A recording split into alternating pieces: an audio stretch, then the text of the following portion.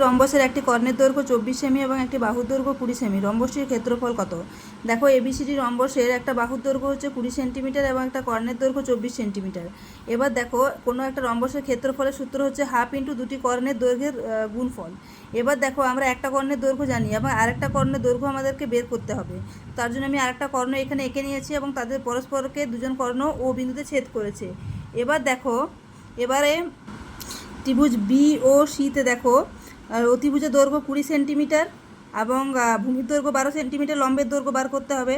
তাহলে লম্বের দৈর্ঘ্য কী হবে? 20 স্কোয়ার √20 স্কোয়ার মাইনাস 12 স্কোয়ার। তাহলে 20 স্কোয়ার হচ্ছে 400 মাইনাস 12 মানে 144, অর্থাৎ √2 5 6 256 হবে। তাহলে 16 সেন্টিমিটার হচ্ছে এই যে এইখান থেকে এতটার দৈর্ঘ্য। তাহলে পুরো কর্ণটি দৈর্ঘ্য কত হবে? 32 সেন্টিমিটার। অর্থাৎ এই রম্বসের ক্ষেত্রফল কি হবে? Half into 32 into 24 semi square, অর্থাৎ 16 দিয়ে কাটলো, 16 ইন্টু 24 সেমি স্কোয়ার, অর্থাৎ হচ্ছে এটা গুণ করে পাবে তোমরা 384 সেমি স্কোয়ার। তাহলে রম্বসের ক্ষেত্রফল কত বের এলো? 384 সেমি স্কোয়ার।